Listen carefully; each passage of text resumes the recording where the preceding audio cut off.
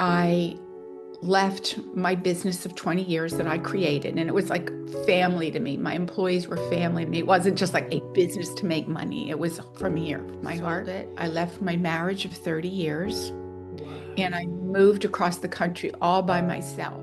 I had no idea, being the good Sag, it was like I was always the kind of person that I would leap and then I would say, okay, was my parachute on? I went into this dark night of the soul, and it took a long time for me to really to function again. I wasn't doing well, and I got caught completely off guard. I'm a Sagittarius sun, I'm a Taurus ascendant, and I'm a Pisces moon. There's a lot of grief in a Pisces moon, a lot of release, and it's at the tail end of Pisces. So I've been dancing with Neptune for years.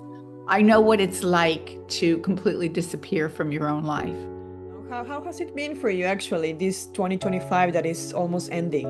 It's a major turning point. This is not just some other transit, if you will. Saturn holds you completely accountable, responsible. It's a maturing energy. Like Pluto doesn't care in that way. Pluto takes no prisoners. Pluto's like, it's going to strip you bare. No, and you cannot spiritually bypass it.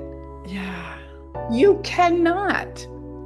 I think I really related well to the Pluto-Jupiter conjunction in my fifth house.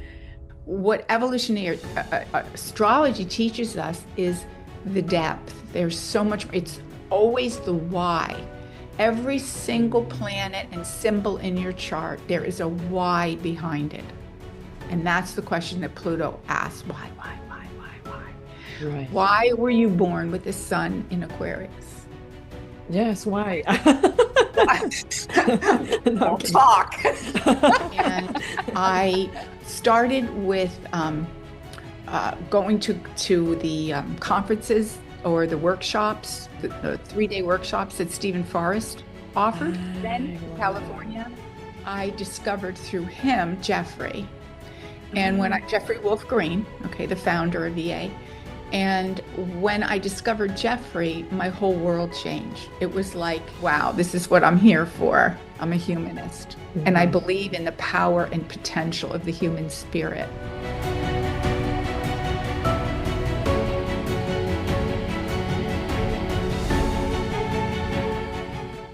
Welcome back to another Backstage Astrology episode. My name is Maria Medina, and today I'm very excited to be with Robin Jillian, Evolutionary Astrology. Robin, how are you today? Thank you so much for being here with us.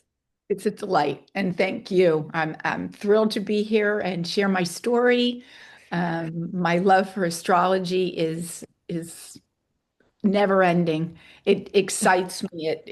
It thrills me when I realize and learn things and see deeply into the charts and know that I can help people. It's great. It's the best.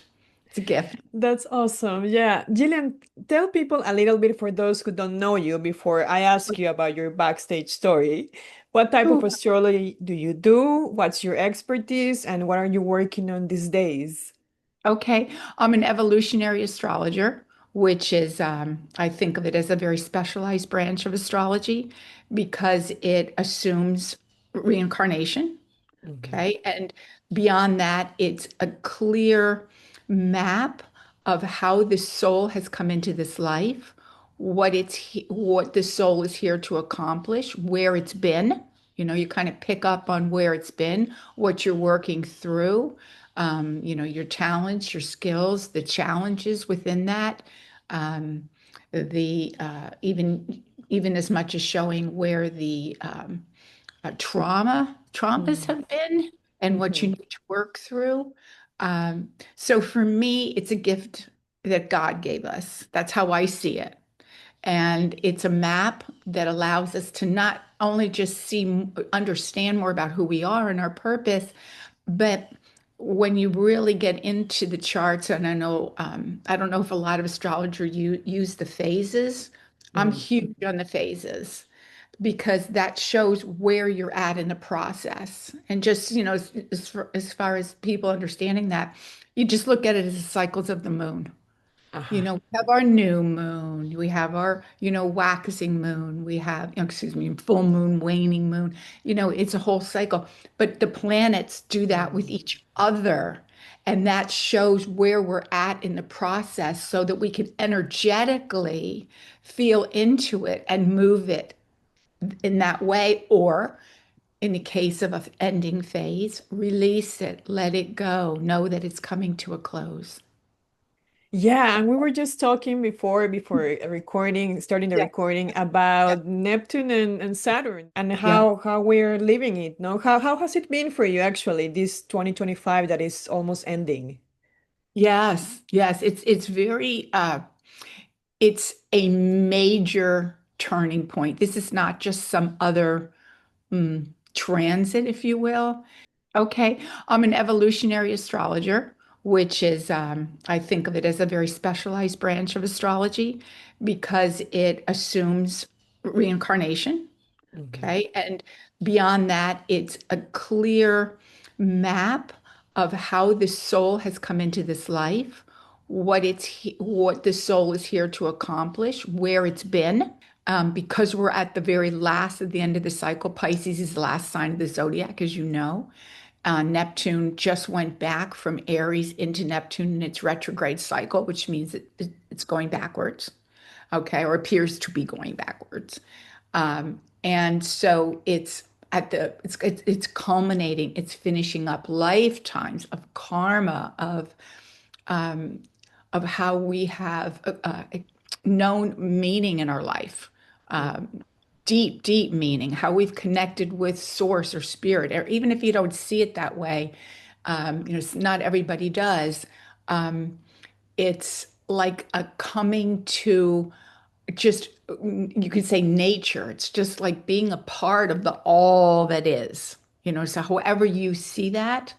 And Saturn is our boundaries, our structures. It's the conditioning, the consciousness that we're living within. And it's like also in Pisces. So it's like creating form in the formless, because Pisces is formless. Pisces is Mhm. you know, and Saturn is the structure Right. of, how we put things together. This table that I'm sitting at, it's real. It's how we develop the mastery in our life, how we become more in alignment with our soul. Saturn, I always think of Saturn is the teacher Mhm. that gave you homework. And if you didn't do the homework, there were no excuses. Saturn holds you completely accountable, responsible. It's a maturing energy. Where Jupiter can be far more forgiving with that. Oh, you were having a good time. Oh, it's all right. Not Saturn. Oh, no. So I Wow, just see this very, very special time to tune into. What do you need to let go of? Not that's really you beautiful. personally, Yeah, personally, no, collectively. all each of us.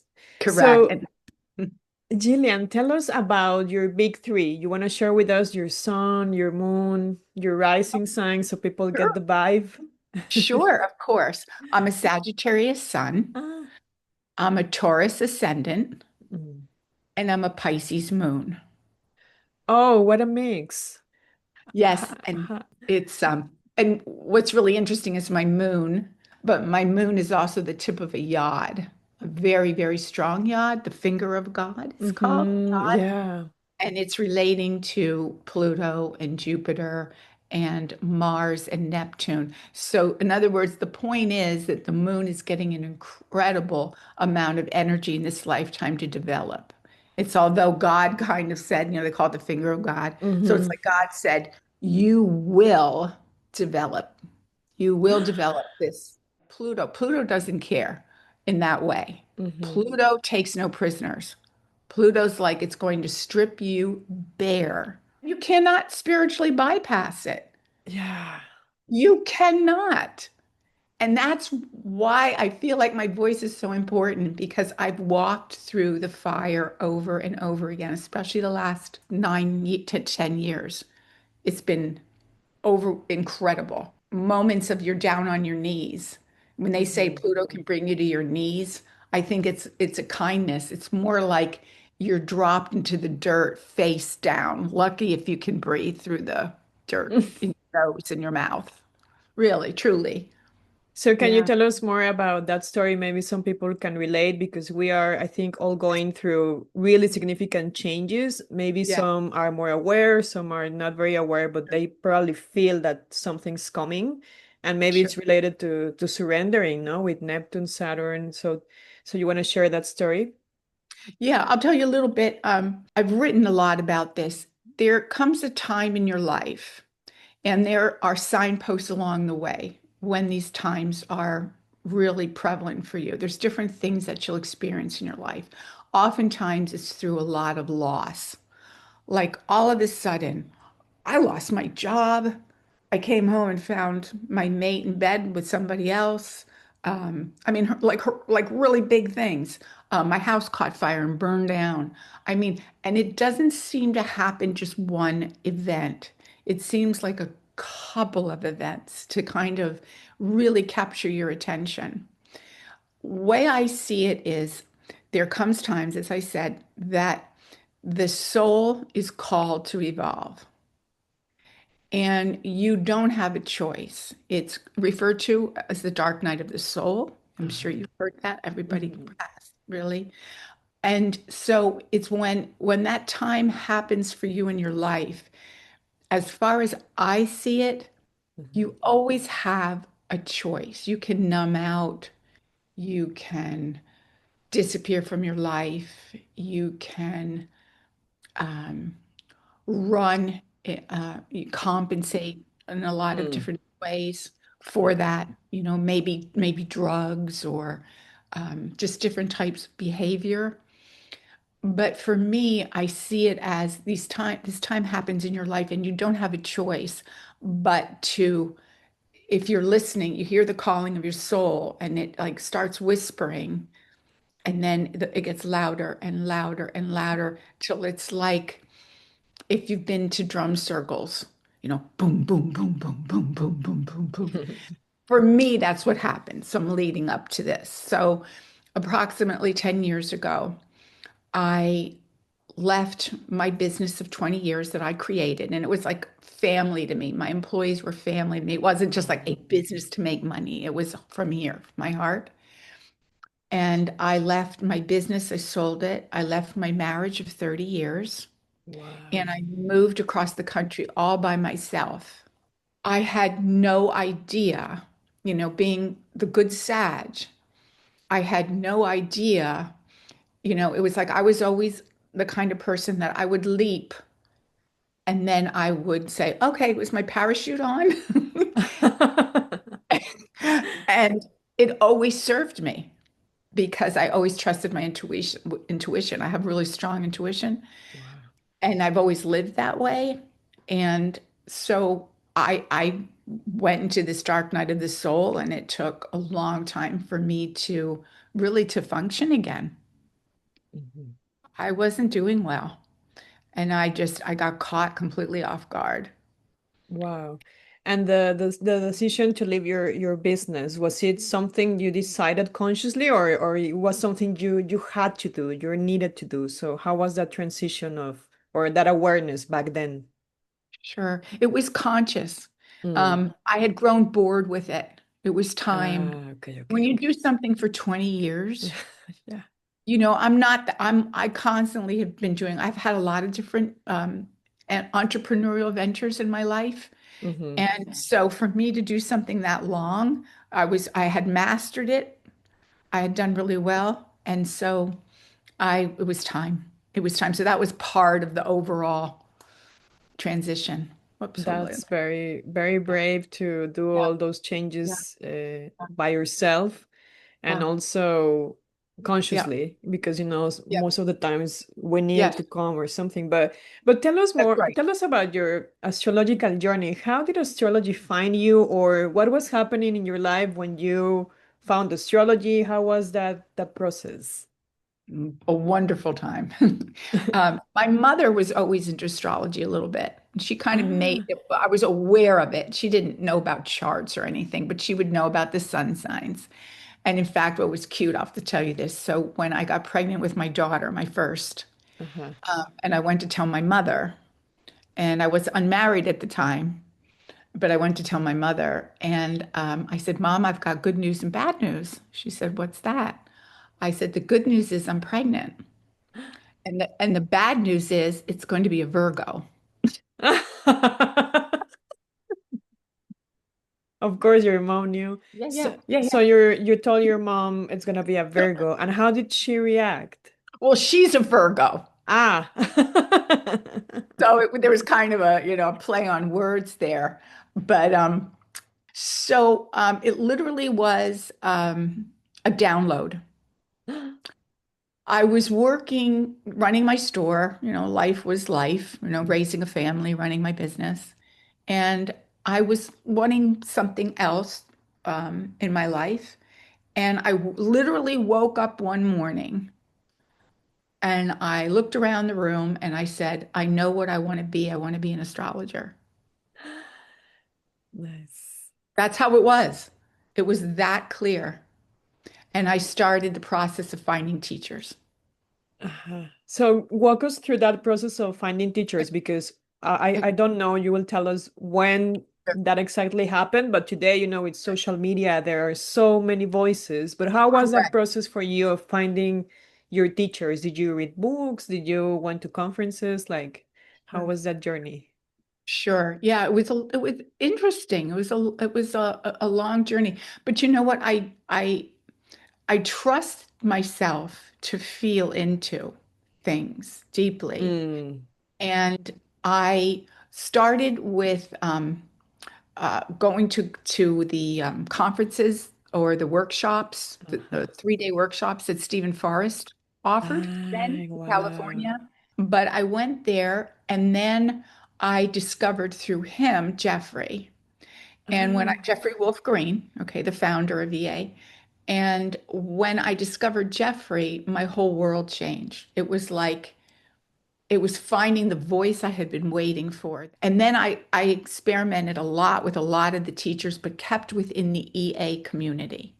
The EA, for those who don't know, it's the Okay, Evolutionary Astrology, right? okay, yes, Uh-huh. evolutionary astrology. And one of my big teachers in the early days was Ari Moshe Wolf, which I know you know Ari, and Yeah, he's been on. he came here.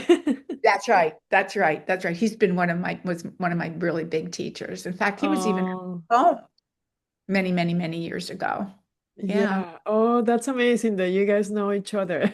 Yeah.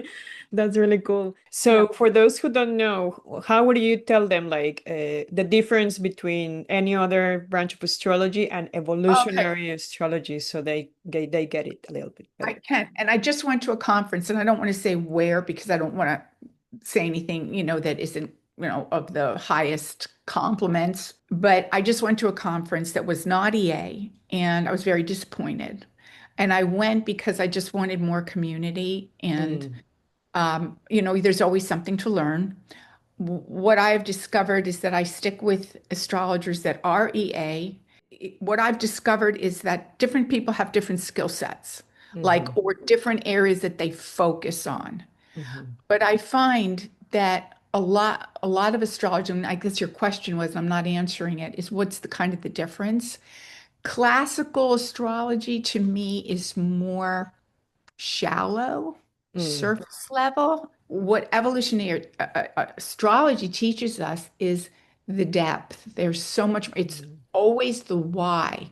Every single mhm. planet and symbol in your chart, there is a why behind it. And that's the question that Pluto asks. Why?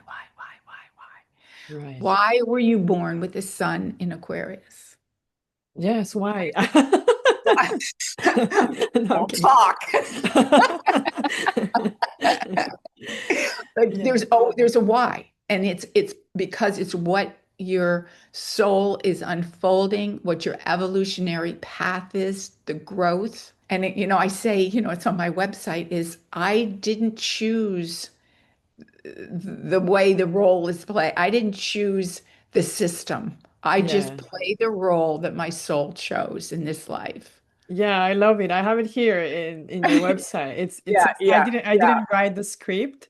I yeah. live to play the Oh, role thank you. my soul chose. It's so beautiful because it's so Yeah. true, Yes. especially these days that Yeah. we keep trying to have control over, Yeah. things and life, and I think the Yeah. planets are telling us, guys, drop it a And you little know bit. what? It's your nature. It's like Mhm. if you're a monkey, don't try to tell me that I'm meant to swim in the ocean or live in the ocean. Mhm. It's not going to work. You have to understand, you don't have to, but it's very helpful if you can understand your own nature and accept yourself the way you are. And so many of us do not accept ourselves, love ourselves, believe in ourselves. And that's what is important to me to help people with. That's Yeah. beautiful. So in this Yeah. journey of like going to conferences, finding Yeah. Jeffrey and Right. Stephen and Mhm, their mhm, community, mhm, what would mhm. you say were the biggest challenges you faced in learning, in mastering the branch of evolutionary astrology? It's combining for me, it was using the left brain and the right brain, balancing that. In other words, in Yeah. learning astrology, there's a lot of left brain, which is the logical mind. Mhm. What are the functions of consciousness of the individual planets? Feeling into that though with your intuition and your heart and combining that. Um, there's a very well-known evolutionary astrologer um, by the name of Laurel Nabandian. I'm sure I could say this, that she almost quit. She's very well known now. She's been in EA for evolutionary astrologer for years and years and years, very well known in the community, very well known. And she said she almost quit because it was so hard in the beginning. So I would just say that it's for me to really go deep, there's a lot of study. There's a lot of integration. If you want to Mhm. go really deep, if you want to stay surface level, you can still do good work. Don't get me wrong. You can. You can help people. But for I think a lot of the EA community, especially Mhm. because of the psychology, the Pluto, Yes, yes, yes. I need to go deep, or I'm not satisfied. And I mean, I'm like never going to be satisfied, I don't think. I think I'll probably die saying, but why? Yeah, that's interesting. And I always ask like, well, most astrologers that have like a therapeutic touch, because I think evolutionary astrologers are Mhm. astrologers, but there is Uh-huh. also kind of like a psychologist Yes, side. yes, So how do you yes, deal with that fine line where you are the astrologer, but then you end up being sort of a therapist in a way to your yes. clients? How do you manage that? I guess by honoring where they are in their process and Mhm. letting them speak so that you can reflect back to them what it is they're experiencing so that they can be fully seen Mm. Mhm. and know that it's it's okay that this is the process that they're going through and to tune into where they are ready. See, not everybody's as ready. Part of the evolutionary astrology teaching is levels of consciousness. Please Okay, okay, elaborate. okay, that's all right. Um, so Jeffrey talks about um, consensus Mhm. mentality, if there's a way to put it, individuated Mhm. and spiritual. And within those three, there's three sections.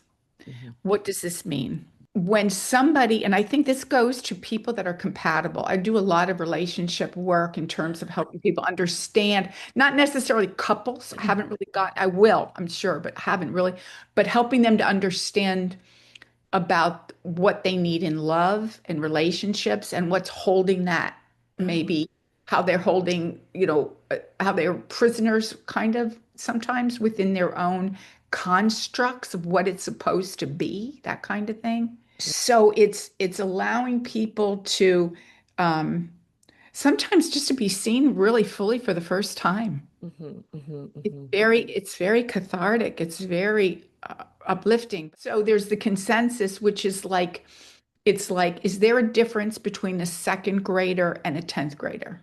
Is there anything wrong with the second grader? No. The second graders learning second grade things. So the consensus is more your everyday average kind of, I would say probably, I think Jeffrey says like maybe 70, 80% of the humans on this planet are more consensus.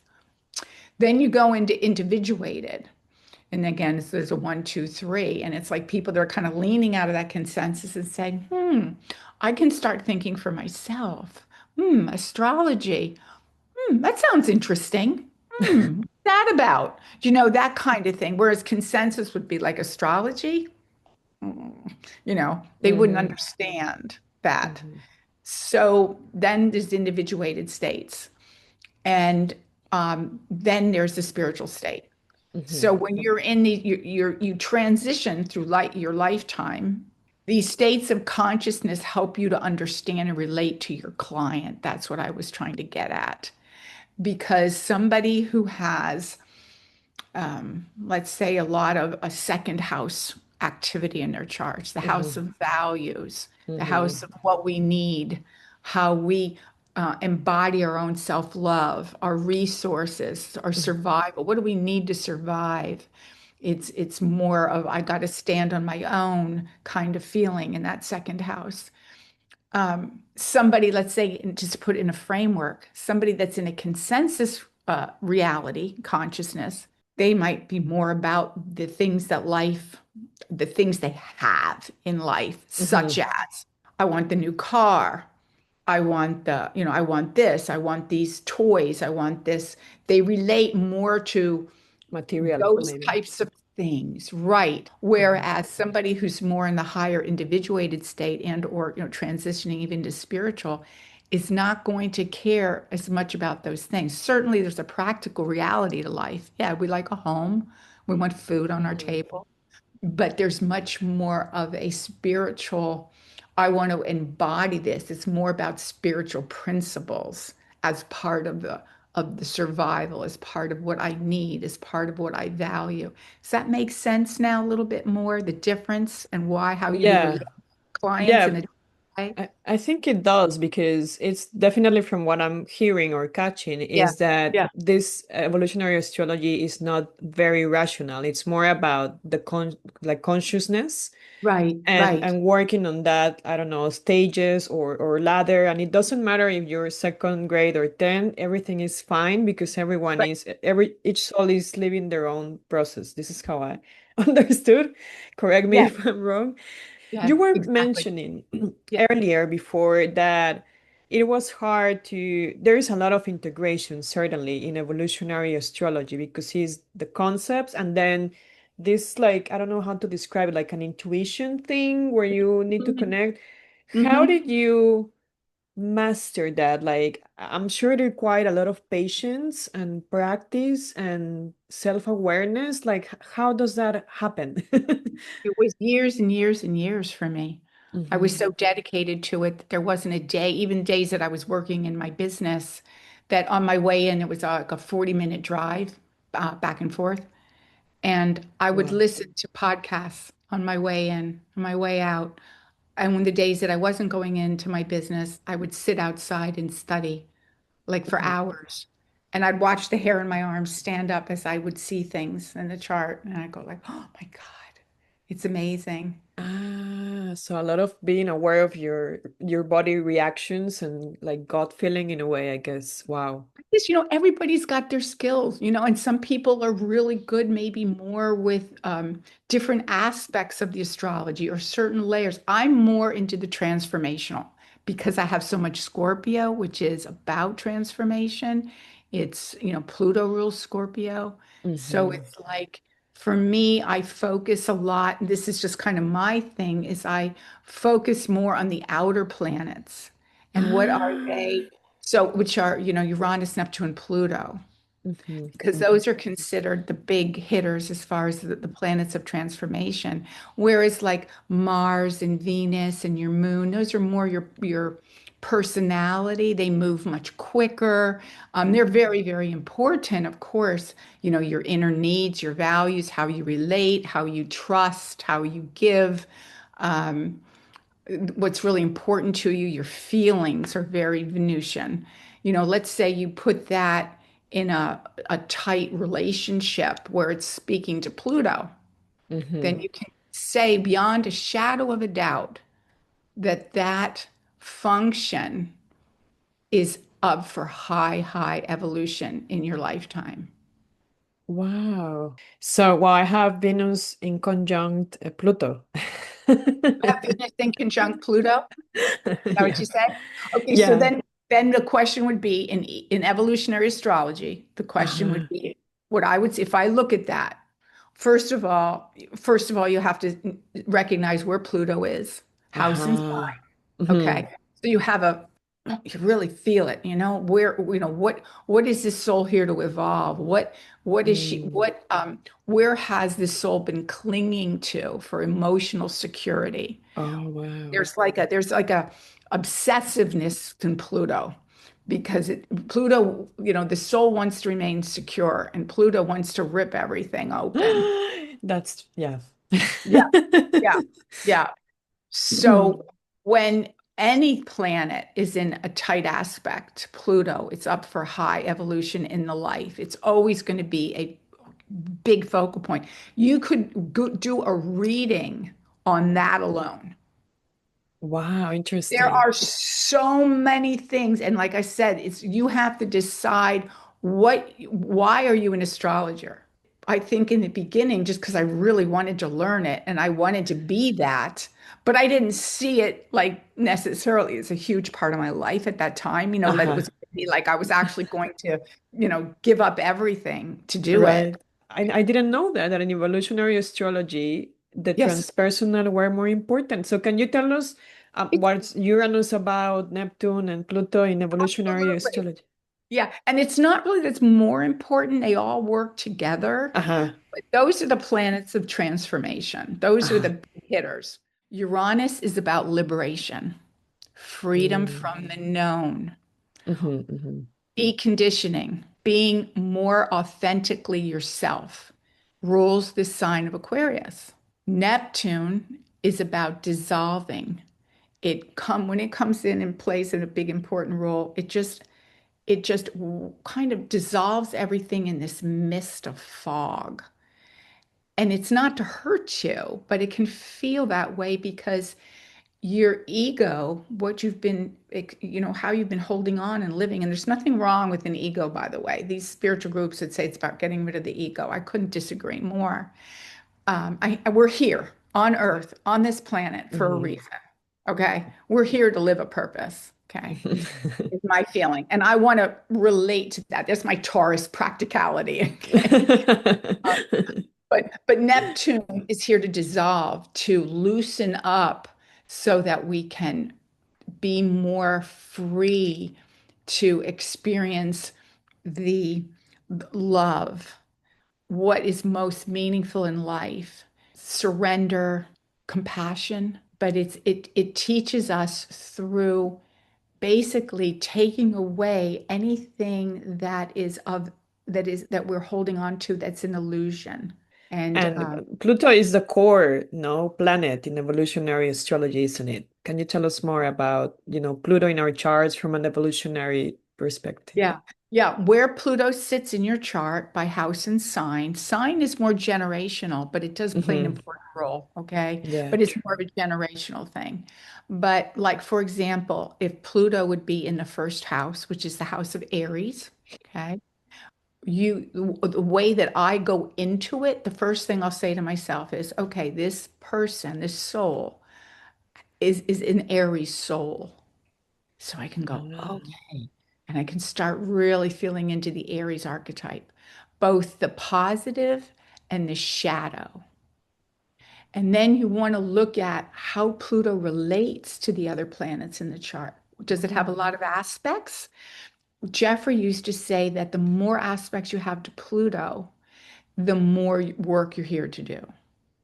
Yeah, makes So you sense. can look at a chart, of a client, whatever, and you can see somebody that has a lot of Pluto aspects. They've probably had experienced a lot of up and down losses in their Mm-hmm. life where Mm-hmm. they've had to let things go. Not Yeah. necessarily an easy life, but rewarding and coming into their own power. And by coming into your own power, it's really, again, it sort of works. That's how I like to see it. It works with the other outer planets.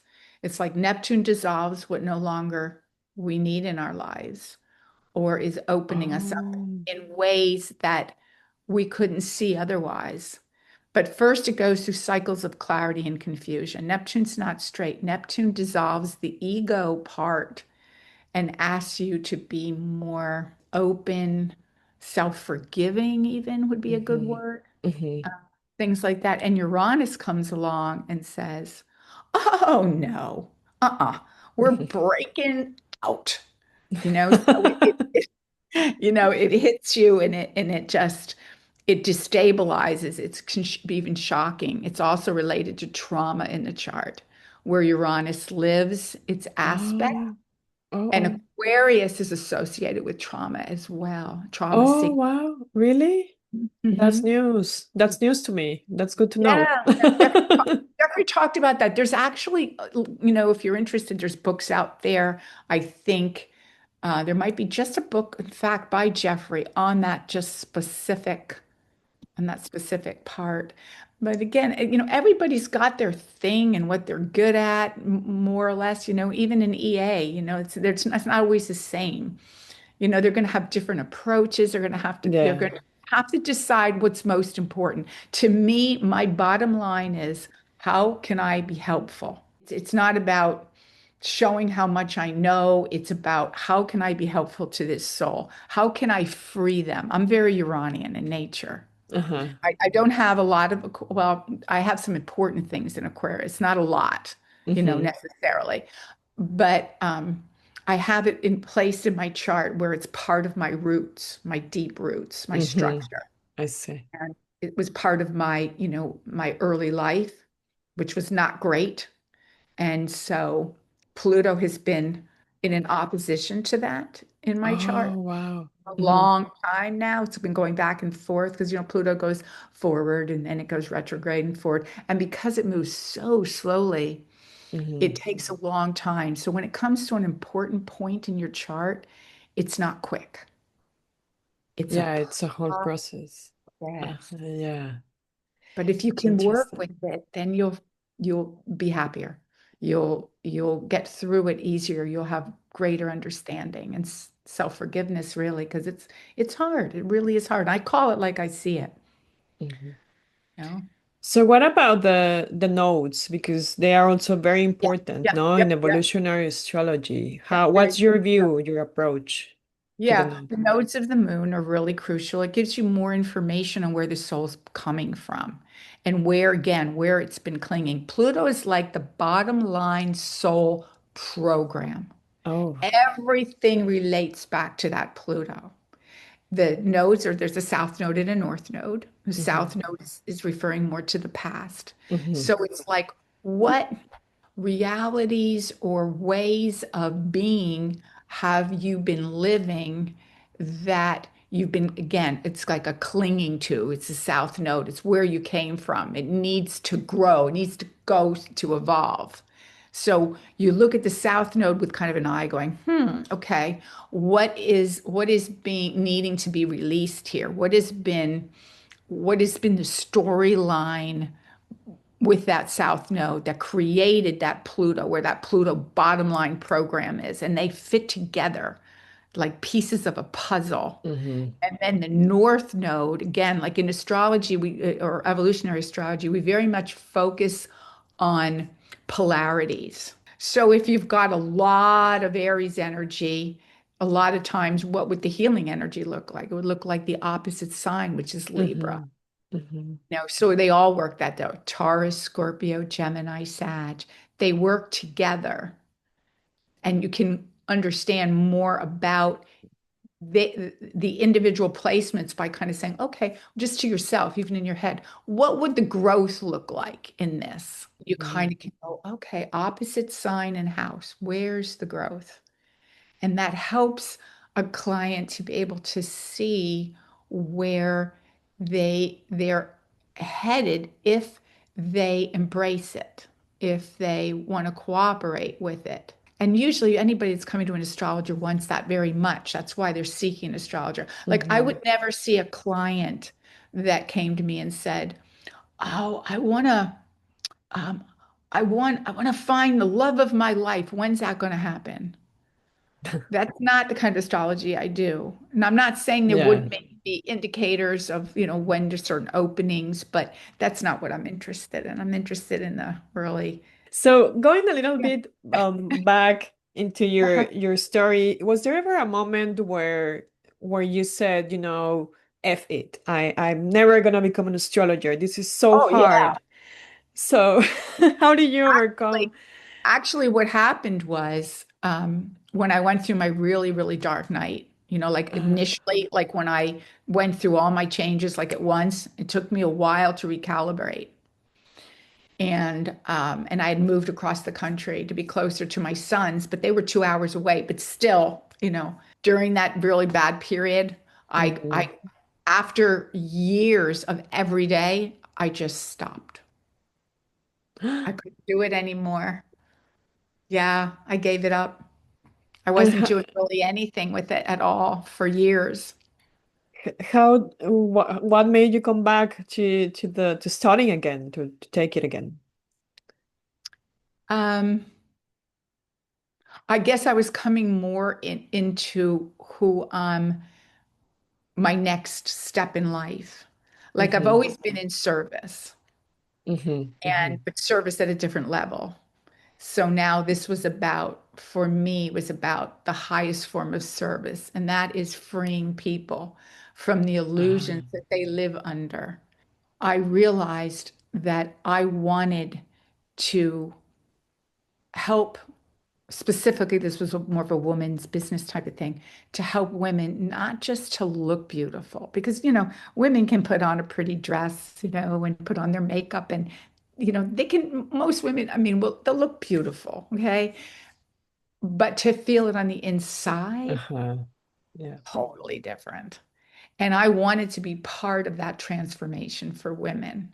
And now I just took it another step. Now I want to see all people, women, men, humanity. I'm not a feminist. I'll say it right out loud. I'm a humanist. I'm a humanist. And I Mhm. believe in the power and potential of the human spirit. And I want to be part of helping people to free that and to be who they authentically are and to love themselves in the process. And if I can do that for people on a global scale, which is where I'm headed, then then I can die happy. Oh, that's beautiful. But now, Pluto. if we go a step back, the first time you look at your chart from an evolutionary astrology perspective, and you open your chart, and then you were with Stephen or Ari or Jeffrey, what was the planet or position or aspect that really blew your mind, that you were like, oh, I have this thing? And Oh, you got yeah. excited, and then one that surprised you and you didn't like too much. I think I really related well to the Pluto Jupiter conjunction in my fifth house in Wow, that's powerful. yeah, Mhm. in terms of my entrepreneurial work. I've been an entrepreneur since I'm 21 years old. And Wow. I'm not near that now, but I'm not going to tell you how much. But that was like, oh my goodness, wow, this is what I'm here for. What I didn't like so much was seeing how much Pluto it was integrated into my chart, and especially that yod to my moon, because it's been very painful. There's a lot of grief in a Pisces moon, a lot of release, and it's at the tail end of Pisces. So I've Uh-huh. been I've been dancing with Oh, Neptune for wow. years. I know what it's like to completely disappear from your own life. I mean, literally, I would feel like there was a plexiglass, so you could see through it, a plexiglass piece in front of me, and I was standing behind it. And I could be in a room of people that I care about, and I would still feel like I don't know, like I was in the movie Ghost or something. It was weird. I would sometimes even see things out of the corner of my eyes, like energy movements. I mean, it's been really weird. Wow. Yeah, it was trippy. But that's what I would, to answer your question, I guess that those were the two moments that you asked me to reflect on. Yeah. Yeah. Oh my God. Wow. So when you feel out of alignment, because you hmm know your chart, hmm what do you do? How do you get back in line or back in, back to basics? Look at it. Look at it and really breathe into it deeply. What is being asked of me now? And I will literally wake up in the night and I will have a question and I will research that. Like, I know what I'm feeling. I'm like, what are you feeling, Robin? What is this? What do you feel? What's going on? And I'll look at my chart and go, oh, that's it. And I'll feel into it and say, okay, what's being asked of me now? How can I help myself by looking at the energies that are being asked of me? And I'll tell you, I mean, it sounds all wonderful, and it is. And it's a very courageous approach, pat myself Mhm. for that one. But it's very difficult to maintain um, the spiritual outlook of that. I mean, there's times when I just, like I almost feel like I need to apologize to God. Like I know that I am feeling some victimhood here right now, and I'm sorry, but I'm mad and I Mhm. don't like this, and it hurts. And it's not right. It's not fair. Rah, rah. So it's all normal, all part of the Oh, process. wow. And what would you say, Robin, is the hardest part of being an evolutionary astrologer? The hardest part. If there is any, maybe, I don't know. You named it. You just said it. The hardest part of being an evolutionary astrologer is being an evolutionary astrologer. Because you look at everything and you say, okay, when is Uh, this going to end? This pressure that I'm feeling to like you see the patterns. See, for me, I've been really working on a lot of patterns that I've had my whole life. That's part of the Piscean end of the end letting go, which I think collectively we all are. yeah. And some of us are handling it better than others. Some of us are working with it. Some of us aren't. Some of us are suffering maybe more than Hmm. others. Um, but when you are able to, you say, okay, well, when is this? Okay, it's really, you'll look and you'll say, oh, it's really intense right now. The conjunction, you can refer to it as they're close, the conjunction, and then you see it's starting to separate and separate and separate, and it's easing, and the integration's happening, and it's separating, and then it goes retrograde. Right.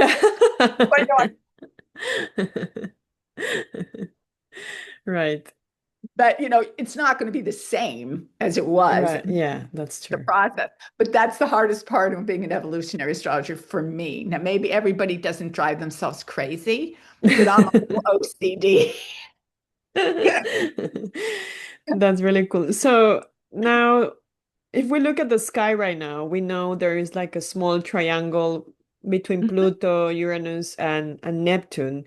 And from the evolutionary astrology perspective, in which these three planets are a door to the soul, if putting it Mhm, away, mhm, what would you say is mhm. our main task right now, or as souls in this planet?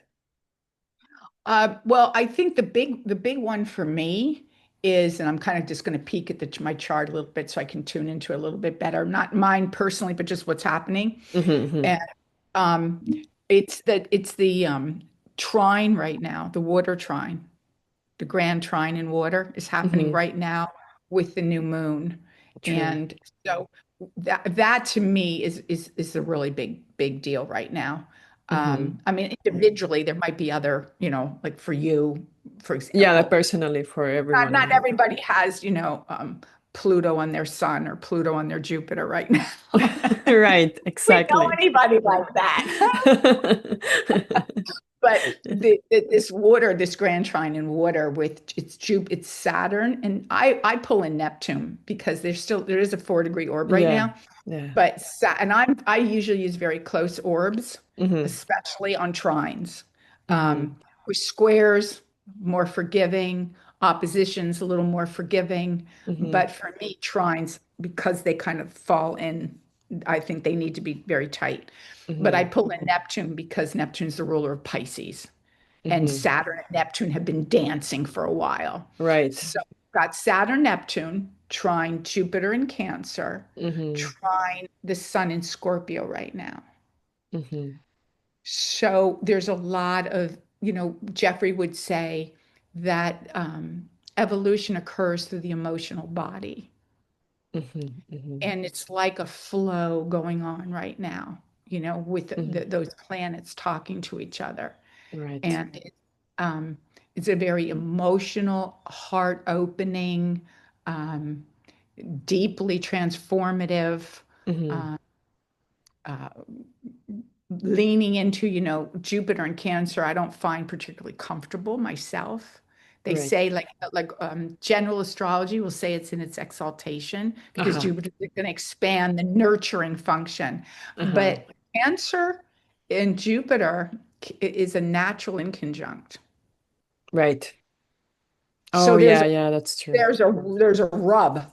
And that's Hmm. the other way, that I look at charts too, a lot of times, is like Hmm. where how they're positioned. Is this like a flow? Is it a fire sign in a fire house?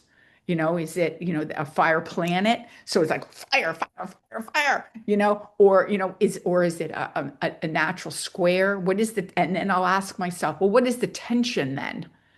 What's the tension here? Because that's square. What's the, possible, crisis, Right. crisis in action. And that's the other thing is to know the phases. So that's the other Yeah. thing you want to always ask. Is it a crisis in action, first quarter, Hmm. or is it an ending square, crisis in belief? Totally Totally different animals. different. And see, so I'm coming back to your question. How is general astrology perhaps? Hmm. How is that different than EA? General astrology, I think maybe some do, of course, I wouldn't know, Hmm. but I think they don't recognize the phases. When I Hmm. was at Hmm. this recent conference, there was no discussion of the phases. A square is a square is a square, an opposition is an opposition, a conjunction is a conjunction. It's Hmm. not true. It's not true. If one of my teachers, um, not Ari, but another great teacher, um, she always taught that. Um, I lost my train again. Happens a lot these days. You have to excuse me, my Neptune time. No, no, Uh, don't worry. It's that you were but talking about yeah, this, like yeah, cycles are important. yeah. Okay, thank you. She would Hmm. always say that the phase comes first Hmm. and then the aspect. So where a lot of astrologers would say, oh, Myra's got a conjunction with Pluto and Jupiter right now. But is it, what else is going on, first of all? What other aspects maybe is Jupiter making? Or that might not be the best example because Pluto moves so slowly, but you will feel it energetically. Is it new phase? Is it going into new territory? Are you saying, or is it an ending phase where it's Hmm. culminating? What needs to be released, surrendered, or is it more of a moving on phase? Okay, Hmm. now where do we go from here? New Yeah. phase, Would beginning. it would it matter, for example, in that particular example you Yeah, gave, yeah, yeah. um, if I was born in like Pluto and Jupiter square, opening Mhm. square, actually, that's the phase of these two particular planets, Okay. right? So it's an opening square and now, or closing square. I don't know too much about the cycles, but Okay. It's do okay. we need to look at the phase in our natal chart and then see where they are today to actually give it like a In meaning? transits, yes, if you're looking at transits, Hmm. yes, you then you can I focus too. I look at the phasal Interesting. relationship of those two planets. Is it a like when you said an inconjunct you mentioned earlier, Uh-huh. that's a hard aspect. Hmm. They don't understand each other. Those two Yeah. energies, but they need to talk. They need to Yes. integrate. They need to work it out. But there's two different kinds. There's the gibbous, which is the Virgo phase. So you've got Ah. the analysis of paralysis. I'm not good enough. I don't have what it takes. I'm not perfect enough. That's the kind of energetic self-talk that can go on in the Mm. gibbous phase. Gibbous Yeah. wants to do good. Gibbous wants to be of service. It Hmm. want the humility, is being developed, but it's internal, it's inside. It's like those voices. Whereas Yes. the Definitely. exactly, you got it. But then the Mhm. full phase, it's going to be out into the world in your relationships. You're going to see it through your relationships. It's not going to be an internal process necessarily of beating yourself up. Virgos Right. love to beat themselves up. That's why I kind of made that joke earlier. And it's Mm. nothing against Virgos. Some of the nicest, kindest, most loving people in the whole world are Virgos. So to your listeners, I don't mean it. No, But no, of course not. Also, I mean, we have a whole generation of Pluto in Virgo, and they are the best psychoanalysts, I think. the I think probably healers, right. healers. So yeah, that's there. Yeah. So what, for example, if we take the planet Earth, no, humanity as a soul, and now with Uranus trine Pluto, for example, and then this Neptune Saturn conjunction and these sextiles and trines, what would you say is happening to humanity? What will be the calling, the soul evolutionary calling for planet Earth as an entity, for example, with all these changes and So you're right. That trine you could say is still pretty close, but uh-huh. it's weakening a little bit right now just because Mhm. Uranus is going backwards. But Mhm. it will come back to that place of 1 degree with Pluto again. Yeah. Again, any of the outer planets, and that you'd have to want to look at it in the individual charts. If you kind of look at everything that's going on in the world right now, I think we're in a um, Yeah. Yeah, major that's time of yeah. change. I think it's kind of more like a spiritual war right now, personally. Yeah, that's why I wanted to ask you because I mean, Yeah. if you look at humanity right now, clearly there is something we need to change or evolve Right. or something Yeah. like that, right? But obviously everyone is going through their own process Right. personally because we all Right. have a specific chart and a specific calling, like soul calling, as you said. Robin, tell us where can we find you if we want to work with you? Are you on social media? Like where can we learn more about you and listen to you and connect with you? Thank you. Yeah, the best place right now is my website. I'm going to be creating a YouTube channel, but that will be announced on my website. And I'm going to be I've written a lot of articles, not Yeah. from an astrology point of view, but from just a human, things that we assume are true that are not true. And I write about them so I help people to think about it. So right now, my website is just Robin Jillian, my name, Mhm. .com. That's the best way to contact me right now and through there. And you can email me and we can set up readings, or if you would just want to make a comment or just connect, that's great. I'd love that. As far as other social media, I'm just really starting to work on. I think I've shied away from it. Mm, mhm. And I'm realizing that it's very important to get my work out there. And so I will be definitely leaning more into that for sure. Uh, Oh, that's beautiful. I can't wait to see you.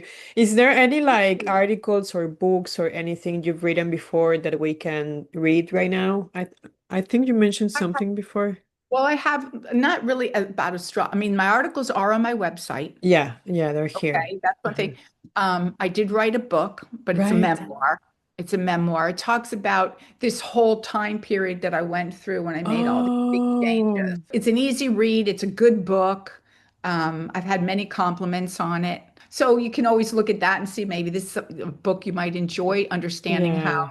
the transformation took place. I'm working on another book, but that's going to be a little far off in the distance. Yeah, so the social media is being developed, but right now the website's the best The place. website. So I will leave Robin's website in the comments or in the description below. And Okay. the book, can I share the title with the audience because Okay, I'm yes. here? So Uh-huh. this very beautiful book, it's called Hugging Trees in the Dark, Finding the Courage to Free the Heart. That's Yes. beautiful. I really love the Yes. title and the cover. So also on Thank her you. website, Thank you you. can Thank you you. can find it, and I'm sure it's beautiful. You can also buy it there, or you can find it on Amazon for those who have an Good. Amazon account. We're Yeah. gonna leave this below as well. One of the things that might be of interest is that how this Pluto Jupiter played in my life because we've been talking so much about Pluto Yeah. and the creative self-actualization of the fifth house of Pluto and Leo, the Leo generation, and Jupiter conjunct in a new phase conjunction to that Pluto. You're Jupiter And in Leo. You are no, Jupiter's in Virgo. in Virgo, right? Yeah, okay, okay. I Right, but see. the Pluto's in Leo The and in the fifth fifth house. house. So Got it. I came in with a lot of already established kind of a creative wanting to really express and bring a service into Yeah.